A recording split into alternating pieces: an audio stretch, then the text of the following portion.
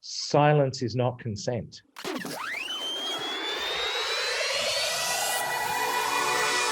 Two Gentlemen of Verona. At the end of that play, to put it bluntly, there is an attempted rape, basically. Yep. One of the gentlemen, of Verona, attempts to assault the woman he believes he's in love with, who is actually betrothed, in love with his best friend, the other gentleman of Verona. Anyway, there's this horrible attempted assault, and the other gentleman, who happens to be in hiding with the outlaws, sees this, leaps up, in the script, gets his sword out or whatever, and, says, "What the hell are you doing? You've betrayed me. I thought you were my friend." And the rapist or would-be rapist immediately breaks down and apologizes. And the tricky thing with this play is that his friend just goes, "Okay, well, I accept that. It's all good. Let's all, go in and, each marry our respective." And it's kind of baffling. And the question we had is, in what world does that make sense? I think one of the things that I absolutely loved about that production, which I hadn't seen done by anyone else, was after that moment when the boys left, we were left with the devastation on the face of the young lady. And I just thought that was so good to see, that, that aftermath that isn't recognized by the men, that is absolutely there for the women. And I just thought that was such a fantastic moment to have in that show. So thank you. So that occurs in quite a few Shakespeare plays. Yeah. Where, because they're in a patriarchal structure for most of the plays, the men get to declare what's going to happen. But the women, rather than going, "Well, you're the man, I guess that's fine," are silent. And that can be a criticism leveled at Shakespeare. And maybe in his time, it was intended to show that the women just go along. But we're doing it in our time. So it gives us, that silence actually gives us an opportunity. As we now know, new Queensland legislation, silence is not consent, right? So someone not saying no doesn't mean they're saying, "Yeah, whatever you guys say."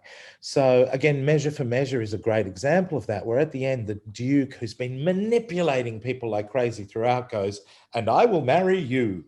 She doesn't say yes. And a lot of people have argued about, well, what does that mean? What is going to happen? Because the woman he says, "And I will marry you," is planning to be a nun. Her intention through the whole play is she's going to go, she's a day away from taking her vows. Yeah. With Two Gentlemen of Verona and most of the comedies, people haven't paid that much attention to it because they think, oh, it's a comedy, everyone's happy at the end, wrapped up nicely. But Shakespeare was always challenging genre. Some of his tragedies are hilarious. And some of his comedies, like Measure for Measure, for a moment I forgot that was a comedy too, are very dark. Even Midsummer Night's Dream, very dark in moments. He challenged genre so much that by the end of his career, the last 4 plays he wrote were a challenge to the editors of the 19th and 20th century. So I'm talking about The Tempest, Cymbeline, Winter's Tale, and the other one that slips my mind at the moment, Pericles. Yeah. Are they comedies or are they tragedies? And different editors in the 19th and 20th centuries would put them in different sections of the book. And some editors invented a new genre called romances or tragicomedy, which means we don't know what these are. We'll give them their own section. And the structure of those is that, and it's no accident that they were written late in his writing career. He got so confident with challenging the genres of comedy and tragedy that he eventually broke them and wrote stuff that wasn't either. But even in his earliest comedies, there are these moments where you're like, is this clear cut? So in that play, because the 2 women on stage at the end, because each of the gentlemen has a true love, right?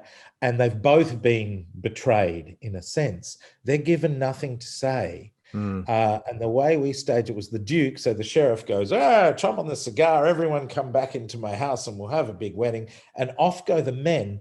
And in our production, they didn't even notice, because boys were all happy and everything, they didn't even notice that the women weren't with them.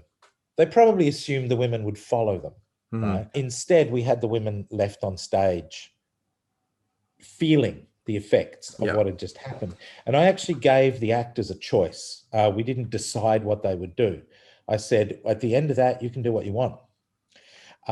So Awesome. some nights they actually did follow them in, but only kind of, I don't know if reluctantly is the right word, but Hesitantly. eventually. Some nights they just sat down, like destroyed, and the lights went out. And some nights they took hands and ran off in the opposite direction.